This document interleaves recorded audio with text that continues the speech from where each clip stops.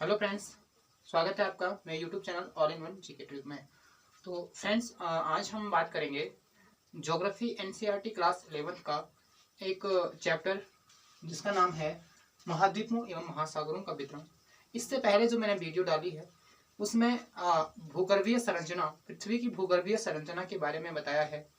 जिसने अभी वो वीडियो नहीं देखी तो वहाँ जाकर के वो वीडियो देख ले, चैनल पर जाकर के। यहाँ पर एनसीईआरटी क्लास 11 ज्योग्राफी महाद्वीपों एवं महासागरों की उत्पत्ति से संबंधित जो सिद्धांत प्रमुख खगोलवेताओं ने, वैज्ञानिकों ने यहाँ पर दिए हैं, उन सिद्धांतों के बारे में हम व्याख्या करेंगे। और मोस्टली हर एक एग्जाम्स में ये क्वेश्चन कुछ ना कुछ पूछे जाते हैं इनमें से। वैसे तो रेयर है, लेकिन काफ़ी क्वेश्चन यहाँ से आ जाते हैं फिर भी। तो हम बात करेंगे प्रमुख सिद्धांतों की जो महासागर और महाद्वीपों की उत्पत्ति से संबंधित है। यहाँ पर मैंने प्रमुख सिद्धांतों के नाम लिखे हुए हैं जो कि महाद्वीपों या महासागरों की उत्पत्ति से संबंधित है। महाद्वीपीय विस्थापन सिद्धांत, कॉन्टिनेंटल ड्रिफ्ट थ्योरी कहते हैं इसको, महाद्वीपीय विस्थापन सिद्धांत। तो पहला सिद्धांत ये है। दूसरा सिद्धांत संवहन धारा सिद्धांत, और अगला सिद्धांत प्लेट विवर्तनिक सिद्धांत यानी प्लेट टेक्टोनिक थ्योरी। ये प्रमुख 3 सिद्धांत इस चैप्टर में हम डिस्कस करेंगे। आज हम महाद्वीपीय विस्थापन सिद्धांत के बारे में बात करेंगे। सबसे पहले महाद्वीपीय विस्थापन सिद्धांत क्या है, किसने दिया, क्या बताया गया है सिद्धांत के जरिए, तो हम इस पे बात करेंगे। तो सबसे पहले हम देख लेते हैं महाद्वीपीय विस्थापन सिद्धांत जर्मनी के रहने वाले जलवायुवेता अल्फ्रेड वेगनर ने 1912 में दिया था। अल्फ्रेड वेगनर जर्मनी के रहने वाले एक जलवायु शास्त्री थे। फिर भी उन्होंने महासागरों और महाद्वीपों की उत्पत्ति के बारे में बताया है। जबकि ये तर्कसंगत तो नहीं है, लेकिन फिर भी उन्होंने वो जलवायु की खोज कर रहे थे, तो जलवायु की खोज करते करते उनकी डायरेक्शन बदल जाती है और वो यहाँ पहुँच जाते हैं महाद्वीप महासागरों की खोज की तरफ। तो फ्रेंड्स, यहाँ पर बात करेंगे महाद्वीपीय विस्थापन सिद्धांत अल्फ्रेड वेगनर ने दिया है। अल्फ्रेड वेगनर कब दिया है फ्रेंड्स? 1912 में दिया है। अल्फ्रेड वेगनर कहाँ के थे? जर्मनी के रहने वाले थे और जलवायुवेता थे।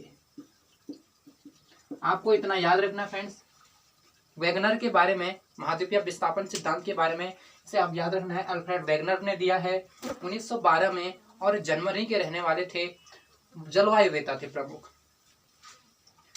बात करेंगे संवहन धारा सिद्धांत। संवहन धारा सिद्धांत आर्थर होम्स ने फ्रेंड्स, ये आर्थर होम्स ने 1931 में दिया था। Arthur Holmes 1931। तो फ्रेंड्स, ये भी पृथ्वी की उत्पत्ति, जो धरातल पर ज्वालामुखी की उत्पत्ति होती है या फिर चट्टानों, पर्वतों की, कटकों की उत्पत्ति होती है, उससे संबंधित सिद्धांत है संवहन धारा सिद्धांत। इसको भी हम इस चैप्टर में पार्ट 2 वीडियो में डिस्कस करेंगे। अगला है प्लेट विवर्तनिक सिद्धांत, प्लेट टेक्टोनिक थ्योरी को ये तो बहुत विद्वानों ने दिया है फ्रेंड्स। इसमें बहुतों का नाम आता है, जैसे कि हैरी हेस, मॉर्गन, मैकेंजी और पार्कर। यहाँ पर प्लेट विवर्तनिक सिद्धांत नाम आता है मैकेंजी,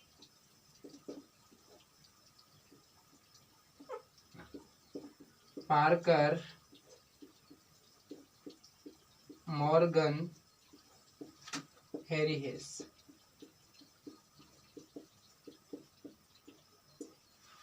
इन्होंने फ्रेंड्स 1967 में ये सिद्धांत दिया था।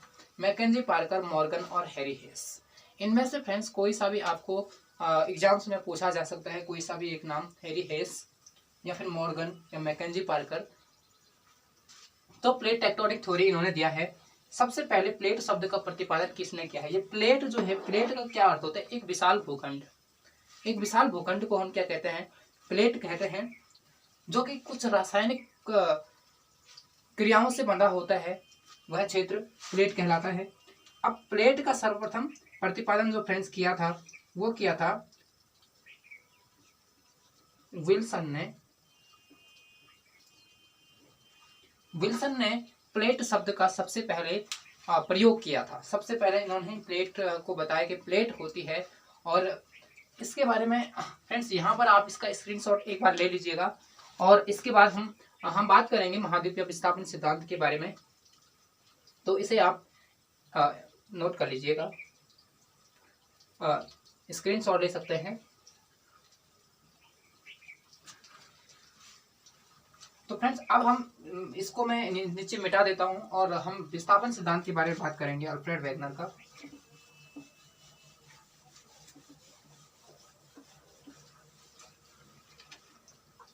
तो फ्रेंड अल्फ्रेड वेगनर ने ये जो विस्थापन सिद्धांत है, अल्फ्रेड वेगनर 1912 में दिया था, और थे तो जलवायुवेत्ता, लेकिन यहाँ पर महाद्वीपों की संरचना उत्पत्ति के बारे में इन्होंने सिद्धांत दिया था।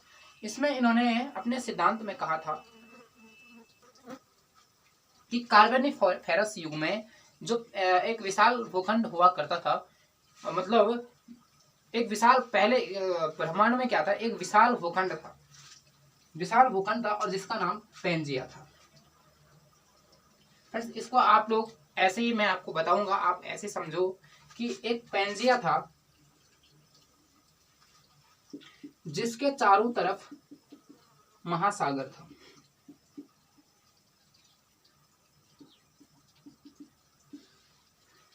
यह था पेंजिया, और इसके जो चारों तरफ क्या था? महासागर था। इसका नाम था पैंथालसा।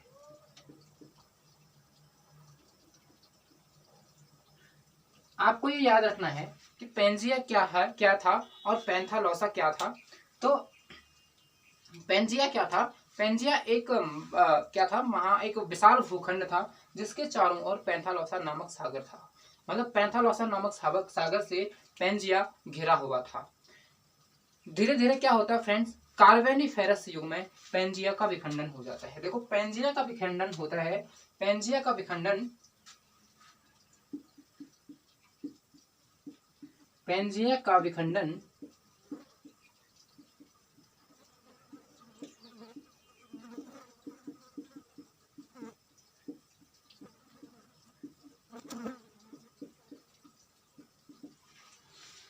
पेंजिया का विखंडन कार्बोनिफेरस युग में होता है। कार्बोनिफेरस युग में, कार्बोनिफेरस युग पता होगा फ्रेंड्स आपको। कार्बोनिफेरस मतलब होता है, मतलब जिस समय पृथ्वी की, जब पृथ्वी पर सबसे पहले करोड़ों वर्ष पहले, यानी 4.3 करोड़ वर्ष पहले पृथ्वी पर चट्टानों का और महासागरों और महाद्वीपों का विकास हुआ था। मतलब इस दुनिया में जो पृथ्वी है उसमें 4.3 करोड़ साल पहले क्या हुआ था? महाद्वीपों और महासागरों का विकास हुआ था। उसके बाद से जो हमारे कल्प और महाकल्प हैं वो आगे चल करके आते हैं। जैसे कि हमारे 5 कल्प होते हैं, 5 महाकल्प होते हैं, सॉरी, और 4 युग होते हैं, और 18 कल्प में डिवाइड है। वहां से लेकर के 4.3 करोड़ वर्ष पहले से लेकर के वर्तमान तक इन कल्पों को बांटा गया है। तो फ्रेंड्स यहाँ पर एक कल्प आता है कार्बोनिफेरस। कार्बोनिफेरस में क्या होता है कि उस टाइम पर वनस्पति जो है वो धरातल में दबे होने के कारण पेट्रोल और कोयले की प्राप्ति होती है। मतलब इस युग में कोयले और पेट्रोल का विकास हुआ था कार्बोनिफेरस युग में। और दूसरा, इस युग में उभयचर, यानी जो जल में भी रह सकते हैं और थल में भी, ऐसे जीवों का विकास हुआ है कार्बोनिफेरस युग में। इस युग में उन्होंने कहा था कि पेंजिया 2 भागों में टूट गया। मतलब ये पेंजिया क्या हो गया? इसके 2 भाग हो गए फ्रेंड्स। इसके 2 भाग होते हैं, आपको यहीं पर बता, इसके 2 भाग होते हैं। ये 2 भागों में टूट जाता है। यह जब 2 भागों में टूटता है तो पेंजिया का ये उत्तरी भाग हो गया और ये दक्षिणी भाग हो गया। अब उत्तरी भाग और दक्षिणी, ये पेंजिया आपको याद रखना है कि किस काल में टूटता है, तो ये कार्बोनिफेरस युग में टूटता है। कार्बोनिफेरस युग मैंने आपको बता दिया, जिसमें वनस्पति के दबे हुए अवशेषों से कोयला और पेट्रोल की प्राप्ति होती है जिस युग में, और उस युग में उभयचर जंतुओं की भी उत्पत्ति होती है, उसको कार्बोनिफेरस युग कहते हैं। और उस युग में पेंजिया का क्या हो गया, विखंडन हो गया, पेंजिया दो भागों में टूट गया। अच्छा, उत्तर की ओर और दक्षिण की ओर इसके दो भाग हो गए आपको। तो फ्रेंड्स ये नोट डाउन कर लीजिए, कार्बोनिफेरस युग।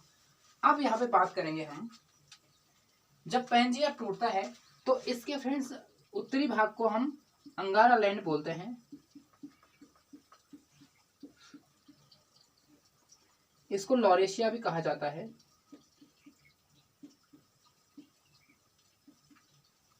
और इसके दक्षिणी भाग को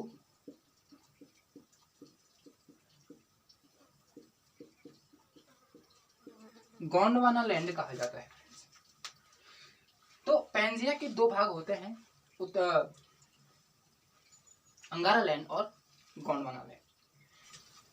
तो फ्रेंड्स अब बात करते हैं अंगारा लैंड, लॉरेशिया के कुछ भाग थे, कुछ महाद्वीप इसमें हुआ सम्मिलित थे और कुछ महाद्वीप गोंडवाना लैंड में सम्मिलित थे। मतलब क्या हो गया, पेंजिया दो भागों में टूट गया। अब अंगारा लैंड के कुछ हिस्से अंगारा लैंड में आ गए, जो वर्तमान समय में कौन से थे, जो अंगारा लैंड के हिस्से थे, या वर्तमान समय में वो कौन से हैं जो गोंडवाना लैंड के हिस्से हैं। तो फ्रेंड अंगारा लैंड के हिस्से केवल दो ही थे, उत्तरी अमेरिका और यूरेशिया, यानी यूरोप और एशिया को मिलाकर के यूरेशिया।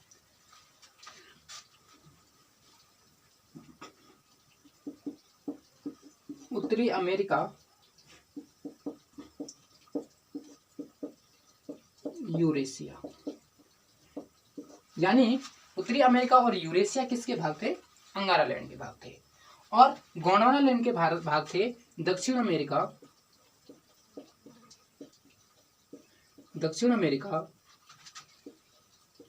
यूरोप, ऑस्ट्रेलिया,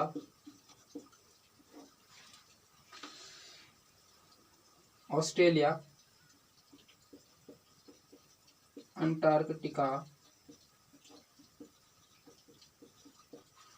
जो भारत है, यानी जो एशिया का कुछ भाग है, वो भी इसके अंतर्गत आता है गोंडवाना लैंड के। जैसे कि भारत है, भारत से हिमालय पर्वत है वगैरह, जो चीन है, वो गोंडवाना लैंड के हिस्से थे।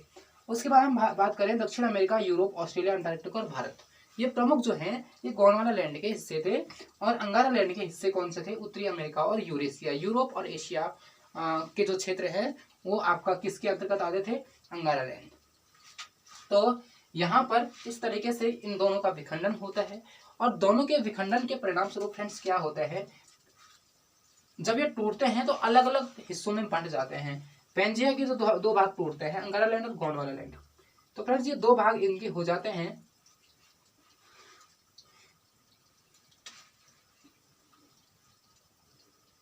इस तरीके से पेंजिया दो भागों में टूट जाता है, ये अंगारा लैंड और ये गोंडवाना लैंड। और यहाँ पर फ्रेंड्स टेथिस महासागर,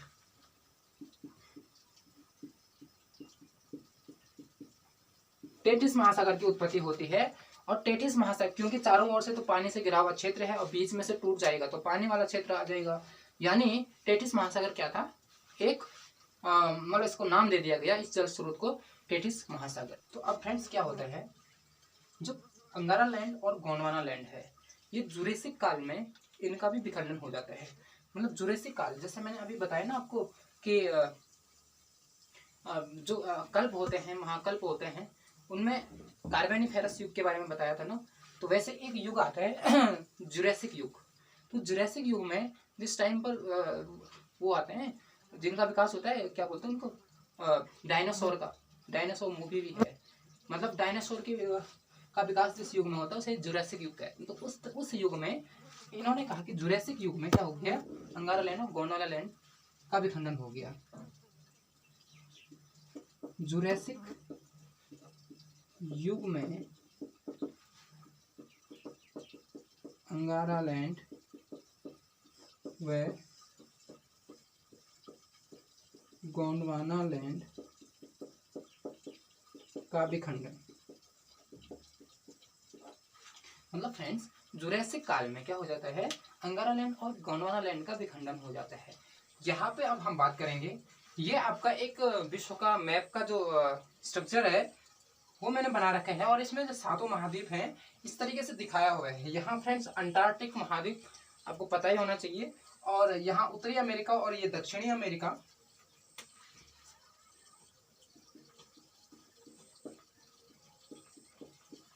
उत्तरी अमेरिका, दक्षिणी अमेरिका,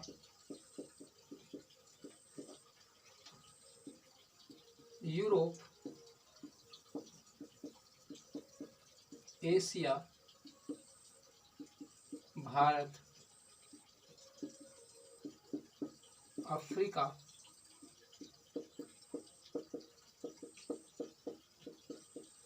ऑस्ट्रेलिया। तो फ्रेंड्स यहाँ पे देख लीजिएगा ये प्रवाह किस तरीके से वैगनर ने बताया है। वैगनर ने बताया है कि पश्चिमी प्रवाह घूर्णन के कारण हुआ, यानी जो पोलर फ्लेइंग बल है, पृथ्वी जब घूर्णन करती है पश्चिम से पूरब की ओर, तो ये प्रवाह जो है महाद्वीपों का, जैसे ही अंगारा और गोंडवाना लैंड जब टूटे जुरैसिक काल में, जुरैसिक काल को मैंने आपको बता दिया जिस समय डायनासोर की उत्पत्ति हुई है उसको जुरैसिक काल बोलते हैं। जुरैसिक काल में जब अंगारा लैंड और गोंडवाना लैंड जब विखंडन हुई, टूटे, तो उनका विखंडन कुछ इस तरीके से हुआ, मतलब वो खिसके, उनमें खिसकाव हुआ, टूटे और टूट करके वो अलग अलग दिशाओं में खिसके। तो जो पश्चिम में खिसके उसको पश्चिमी प्रवाह कहा गया, और ये मुख्य रूप से ध्रुवीय बल के कारण हुआ, यानी घूर्णन, ध्रुवीय फ्लेइंग बल कहते हैं, यानी पोलर फ्लेइंग बल घूर्णन के कारण ही पश्चिमी क्षेत्रों में प्रवाह हुआ। उत्तरी प्रवाह, उत्तरी प्रवाह में गुरुत्व बल को माना इन्होंने, जो उत्तर की ओर खिसके वहां पर इन्होंने गुरुत्व बल को प्रभावी माना, और जो दक्षिण में जो खिसके उसको ज्वारीय बल के लिए इन्होंने प्रभावी माना।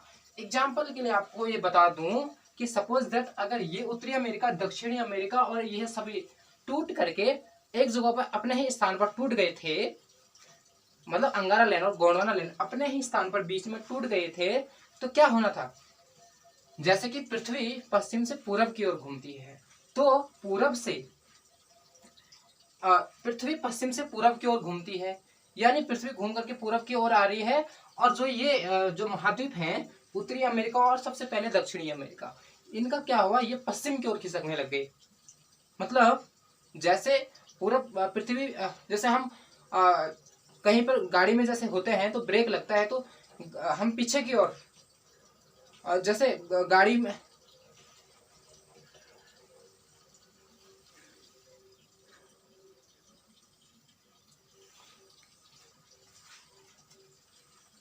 तो जिस प्रकार से जो आपका घूर्णन है यानी ध्रुवीय फ्लेइंग बल है, इसके कारण क्या होता है, पृथ्वी पश्चिम से पूर्व दिशा की ओर घूमती है, मतलब मतलब बहुत कम, रेयर, मतलब 1 डिग्री कभी घूम गई हो या फिर इस तरीके से घूमती है मतलब पृथ्वी, तो पश्चिम से पूरब की ओर।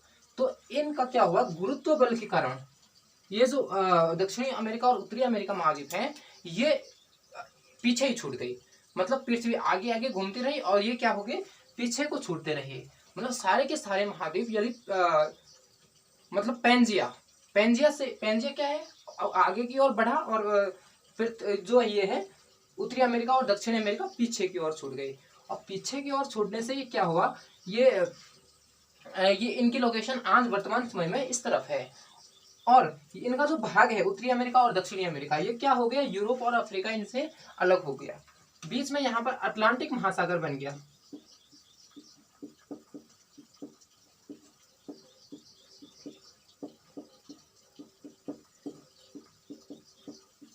उत्तरी अटलांटिक महासागर और ये दक्षिणी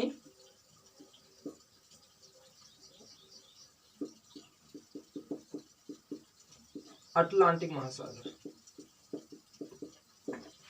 तो फ्रेंड्स जैसे कि मैंने आपको बताया कि पेंजिया के विखंडन के बाद जो आपके जो 7 टुकड़े हो गए थे महाद्वीप के, पेंजिया के विखंडन के बाद 2 टुकड़े हुए थे, अंगारा लैंड और गोंडवाना लैंड, और जब उनके भी कुछ टुकड़े हो गए, उनके भी कुछ 6-7 टुकड़े हो गए, या अन्य 6-7 कुछ टुकड़े हुए जो प्रमुख थे और कुछ अन्य हुए जैसे जो द्वीप कहलाए, तो वो क्या हो गए,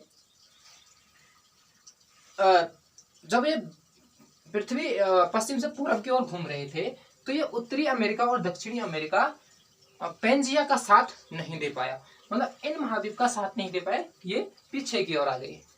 अब जैसे कि वो क्लॉकवाइज घूम रहा था पश्चिम से पूरब, तो क्लॉकवाइज घूम रहा था, तो ये क्या हो गया, एंटी क्लॉकवाइज घूमना शुरू हो गया, मतलब ये पीछे की ओर छूट गए। अब ये पीछे की ओर छूटे तो यहाँ पर ये यूरोप, एशिया, अफ्रीका से अलग हो गए, और अलग होने के परिणाम तो बीच में आपको पता ही है, बीच में पैंथालस नामक सागर था, तो ये एक सागरीय भाग यहाँ पर उत्तरी अटलांटिक महासागर और दक्षिणी अटलांटिक महासागर के नाम से जाना गया। इसी के साथ कुछ द्वीप भी यहाँ पर आए थे, अब फिनलैंड वगैरह यहाँ पर कुछ द्वीप हैं, कुछ द्वीप भी यहाँ पर इसके साथ में पीछे आ गए, तो वो यहाँ पर क्या हो गया, आज इनके लोकेशन यहाँ है। उसके बाद पेंजिया का जो भाग है वह पूरब की ओर अग्रसर हो रहा था, और सारे के सारे सातों महाद्वीप पश्चिम की ओर छूट रहे थे। सबसे पहले तो ये छूटा पश्चिम की ओर, उसके बाद वो पूरब की ओर घूम रहा है, और ये सारे पश्चिम की ओर छूट रहे हैं। अफ्रीका, यूरोप, एशिया, सारे के सारे क्या हो गए, पश्चिम की ओर छूट गए। अब पेंजिया का जो शेष बचा भाग था पैंथालस सागर में विलीन हो गया, अब वो एक सागर का भाग बन गया फ्रेंड्स। अब वो उसकी लोकेशन आज जो पेंजिया की लोकेशन कहाँ होगी, पेंजिया की लोकेशन इधर है, सबसे पूरब में, वो सबसे पूरब में पहुंच गया, और सभी महाद्वीपों को उसने क्या कर दिया, पश्चिम में छोड़ दिया। तो यहाँ पर देख ले, पैंथालस सागर पेंजिया का जो भाग है वो उससे एक सागर का निर्माण हो, उससे एक सागर के नाम से जाना जाता है, प्रशांत महासागर। यहाँ पर प्रशांत महासागर, अब ये क्या हो गया, प्रशांत महासागर बन गया, क्योंकि पेंजिया जो है वो पैंथालस सागर में विलीन हो गया था, और उसका नाम वर्तमान में प्रशांत महासागर रखा गया है। अब इसका प्रशांत महासागर फ्रेंड्स, मैंने पिछली वीडियो में आपको बताया है, ये मैगलन के नाम पर रखा गया है, मैगलन ने इसका नामकरण किया है, मतलब जो इतिहासकार है मैगलन, उन्होंने इसका नामकरण किया है, तो ये आप लोग ध्यान में रखिए। प्रशांत महासागर का नामकरण बाद में हुआ था, पहले तो ये पैंथालस नामक सागर था। अब अगर हम प्रशांत महासागर यहाँ भी है, और फ्रेंड्स ये भी है, क्यों है, क्योंकि यदि हम इसको मोड़ दें, गोल कर दें ऐसे में, तो ये एक ही भाग है, क्योंकि पृथ्वी तो गोल है, इसलिए ये वाला भाग और ये वाला भाग क्या है, समान है, एक ही है, मतलब प्रशांत महासागर इस तरीके से ये वाली लोकेशन है। तो ये बाद में छोटा हुआ भाग क्या, पेंजिया का अवशेष बचा हुआ भाग क्या था, प्रशांत महासागर था।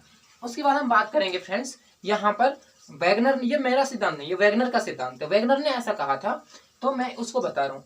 इसके बाद वैगनर ने जो पेंजिया पैंथालोसा का वर्णन किया, उसके बाद ये सारा प्रोसेस बताया कि द्वीपों का निर्माण हुए, महाद्वीप जो पीछे की ओर छूट गए, क्यों, क्योंकि पृथ्वी पूरब से पश्चिम से पूरब घूमती है, तो ये पीछे की ओर छूट गए, गुरुत्व बल के कारण पीछे की ओर छूट गई, पीछे की ओर छूटने के परिणाम स्वरूप द्वीपों और महाद्वीपों का की उत्पत्ति होती है।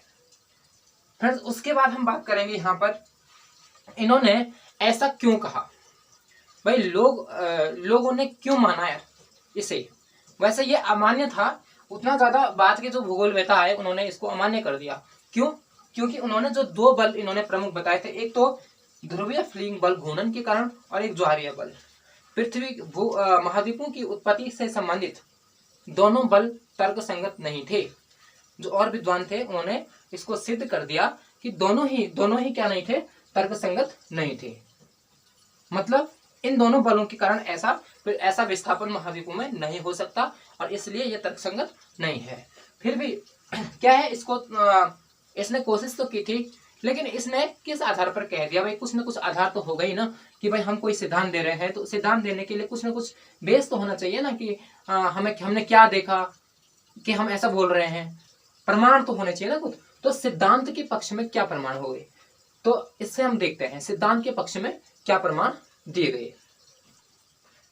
तो फ्रेंड्स, यहाँ पर बात करते हैं सिद्धांत के पक्ष में क्या प्रमाण थे, किस तरीके किस आधार पर उसने ऐसा बताया था, ऐसी बड़ी बड़ी बातें उसने कैसे किस आधार पर कर दी थी, भाई कुछ ना कुछ तो होगा ही ना। तो पहला, महासागरों के पार चट्टानों की आयु में समानता।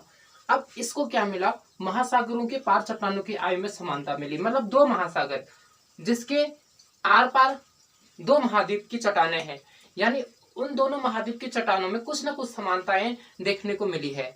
क्या समानताएं देखने को मिली है कि वही उतने ही साल पुरानी चट्टानें एक छोर पर है और उसने उतने ही पुरानी चट्टानें दूसरी छोर पर है। पढ़ लेते हैं इसको। वैगनर ने सिद्ध किया रेडियोमेट्रिक काल निर्धारण विधि से। फ्रेंड्स, चट्टानों की आय को ज्ञात करने के लिए रेडियोमेट्रिक काल निर्धारण विधि का से इनकी आय को ज्ञात किया जाता है। तो चट्टानों की आय को ज्ञात करने के लिए इस विधि का प्रयोग किया जाता है। इस विधि से उन्होंने देखा कि 200 करोड़ वर्ष पहले की जो प्राचीन चट्टानें हैं, शैल समूह है, ब्राजील तट पर मिले हैं। ब्राजील तट फ्रेंड्स कहाँ पे? दक्षिण अमेरिका में। दक्षिणी अमेरिका, जो मैंने दो महाद्वीप एक यहाँ पर बनाए थे, उत्तरी अमेरिका और दक्षिणी अमेरिका।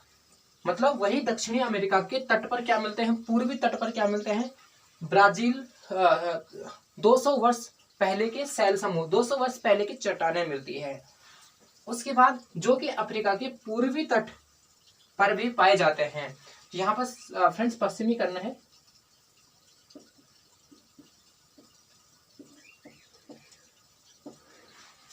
अफ्रीका के पश्चिमी तट पर भी पाए जाते हैं। मतलब वही चट्टानें ब्राजील के पूर्वी तट पर मिलते हैं, उतने ही साल पुराने 200 साल पुराने, और 200 साल पुराने ही चट्टानें जो है अफ्रीका की पश्चिमी तट पर मिलते हैं। तो अब वो यहाँ पर इनकी लोकेशन आपको मैंने बताया था कि यहाँ पर उत्तरी अमेरिका, इस तरफ आपके पश्चिम में उत्तरी अमेरिका हो गया, पूर्व में क्या हो गया? अफ्रीका। तो मतलब ये दोनों क्या हो सकते थे? एक साथ होने की पुष्टि की गई है। उसके बाद फ्रेंड्स यहाँ पर आगे बात करते हैं। अगला प्रमाण चट्टानों में साम्य। चट्टानों में साम्य मतलब अगर हम दोनों के तटों को मिला दें, दो महाद्वीपों के तटों को मिला दें, तो वो अपने आप में फिट बैठ जाते हैं। मतलब जैसे कि फ्रेंड्स यहाँ पर बात करेंगे, एग्जाम्पल के तौर पे मैं आपको समझाऊंगा। मतलब जैसे कि ये दो चीजें अगर हम ऐसा एक बार किसी को एक बार तोड़ दें और उसको वैसे ही जुड़ा दें, तो वैसे मतलब अपने खांचे पर क्या फिट बैठ जाएगा, तो उसको बोलते हैं। तो आपने अगर उत्तरी अमेरिका दक्षिणी अमेरिका महाद्वीप तो देखा ही होगा, इधर है। तो दक्षिणी अमेरिका महाद्वीप यहाँ पर है और इधर क्या है? अफ्रीका महाद्वीप। अफ्रीका महाद्वीप के तट और दक्षिणी अमेरिका महाद्वीप के तट को हम यदि मिला दें तो वो मिल जाता है। तो इसलिए इन्होंने कहा है कि चट्टानों में साम्य देखने को मिला है। तो फ्रेंड्स टिलाइट क्या है? टिलाइट हिमानी निक्षेपण से अवसादी चट्टानें हैं। देखो, टिलाइट वे अवसादी चट्टानें जो हिमानी निक्षेपण से बनी हैं। और किससे बनी है? हिमानी निक्षेपण से बनी है।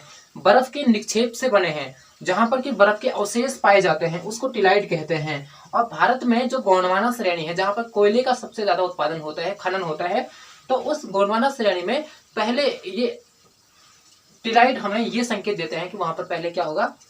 बर्फ से पूरा क्षेत्र वो ढका हुआ होगा, इसलिए वहां पर हिमानी के निक्षेपण पाए गए हैं। और उसने कहा कि वही जो गोंडवाना श्रेणी है, वहां पर क्या पाए जाते हैं? घने टिलाइट मिले हैं। जो घने टिलाइट कहाँ के? देखो, जो घने tillite Africa, Falkland, Madagascar, Antarctica व ऑस्ट्रेलिया में भी पाए गए हैं। मतलब ऐसे ही इसी प्रकार के टिलाइट अंटार्कटिका में, मेडागास्कर में, फॉकलैंड और अफ्रीका और ऑस्ट्रेलिया महाद्वीप, इन महाद्वीपों में भी इसी प्रकार के टिलाइट पाए गए हैं, जैसे टिलाइट भारत में पाए गए हैं। तो फ्रेंड्स यहाँ पे बात करेंगे, इसका मतलब ये हो सकता है कि ये सारे के सारे महाद्वीप परस्पर क्या होंगे? पहले जुड़े होंगे। मतलब जैसे कि उन्होंने कहा ना, सारे के सारे महाद्वीप पहले जुड़े हुए थे, जिसका नाम पैंजिया था। तो मतलब अपने प्रमाण तर्क में जो सिद्धांत में जो प्रमाण दिया, वो दिया टिलाइट का होना, कि टिलाइट भारत में गोंडवाना श्रेणी में पाए जाते हैं। वो उसी प्रकार के टिलाइट जो है अंटार्कटिका, मेडागास्कर, अफ्रीका और ऑस्ट्रेलिया में भी पाए जाते हैं। तो इससे उन्होंने बताया कि ये परस्पर क्या होते थे? जुड़े हुए होंगे। अब आगे बात करते हैं, सिद्धांत के पक्ष में कुछ और तर्क भी इन्होंने प्रस्तुत किए थे।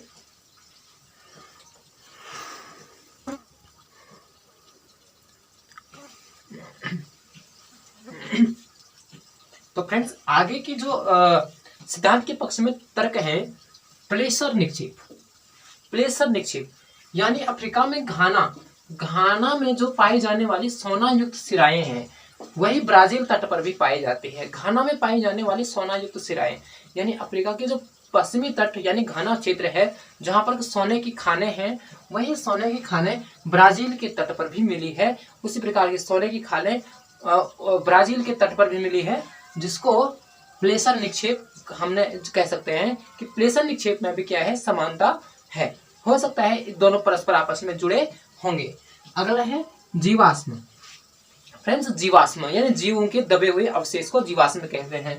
तो मेसोसारस नाम के एक छोटे रेंगने वाले पशु के जो जीवाश्म थे, वो पशु जो थे वो केवल खारे पानी में निवास करते थे। मतलब जैसे कि जो मेसोसारस जो नाम का जो पशु था, केवल कहाँ पे रह सकता है, जहाँ पे कि खारा पानी हो, खारा सागर, उसमें रह सकता है। उनकी जो अस्थियां हैं वो पूरे दुनिया में केवल उनको कहां पर मिली है, दक्षिणी अफ्रीका के कैप प्रांत, कैप टाउन जो आपका दक्षिण अफ्रीका है, वहां के कैप प्रांत, कैप टाउन जिसको बोलते हैं, वहां तो कैप टाउन में वहां पे क्या मिले हैं, उसके अवशेष मिले हैं। और उसके अवशेष कहां पर भी मिले हैं, ब्राजील में इरावर शैल समूह जो कि दक्षिण अमेरिका में है। तो देखो, अफ्रीका महाद्वीप के दक्षिणी कैप प्रांत में भी जीवाश्म मिले हैं मेसोसारस नाम के छोटे रेंगने वाले पशु के, और ब्राजील में इरावर शैल समूह में भी छोटे पशु के जीवाश्म मिले हैं। अब वो जीव केवल कहां पर रह सकते हैं, जहां पर क्या है, केवल खारा पानी हो। तो इसलिए कह सकते हैं कि दोनों परस्पर आपस में क्या होंगे, जुड़े होंगे। आज दोनों को अंध महासागर यानी उत्तरी अमेरिका यूरोप को उत्तरी अंध महासागर ने अलग कर दिया है, और दक्षिणी अमेरिका और अफ्रीका को दक्षिणी अंध महासागर ने अलग कर रखा है। तो ये अलगाव जो था वो कब हुआ, जब अंगारा लैंड और गोंडवाना लैंड खिसके और पश्चिम की ओर चले गए, ये महाद्वीप। ठीक है, तो यहाँ पर हम बात करेंगे फ्रेंड्स अगला यहाँ पर, और ये दोनों ही स्थान एक दूसरे से 48 किलोमीटर दूरी पर हैं वर्तमान समय में।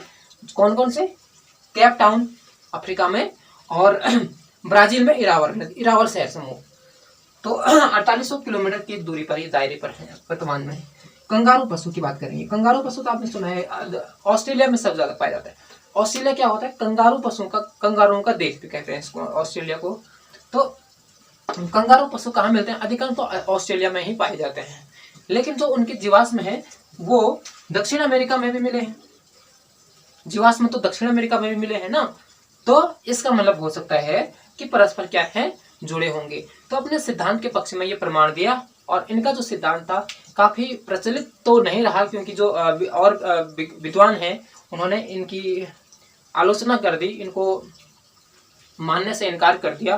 क्योंकि पहले तो इनके जो दो प्रकार के जो बल थे, ध्रुवीय फ्लेइंग बल और ज्वारीय बल, इन दोनों को नकार दिया गया है कि इनके जरिए पृथ्वी की जो महाद्वीप है उनका विस्थापन नहीं हो सकता। थे जलवायु वेता कहाँ चले गए अपने शोध करने के लिए, किस पर सिद्धांत दिया, पृथ्वी चट्टानों की में और सागरों और महासागरों की उत्पत्ति में। तो फ्रेंड्स, यहाँ पे जितने भी मैंने आपको क्वेश्चंस बताए हैं, जितने भी, तो आप उसको नोट डाउन करेंगे। और इससे पहले, इसके बाद हम बात करेंगे अगली वीडियो में हम बात करेंगे जो आपका इसी चैप्टर से, मतलब सागरों, ये कौन सा चैप्टर है, चैप्टर नंबर 4 एनसीईआरटी, सागरों और महासागरों की उत्पत्ति। सागरों और महासागरों की उत्पत्ति से संबंधित चैप्टर है, नाम का जो चैप्टर है। इसमें वैगनर के बाद हम बात करेंगे अगले वीडियो में जो प्लेट टेक्टोनिक थ्योरी है, या फिर जो आपका जो प्लेटों की उत्पत्ति से जुड़ी मतलब कुछ भी है आपका, उसके बारे में हम यहाँ पे बात करेंगे इसी चैप्टर में।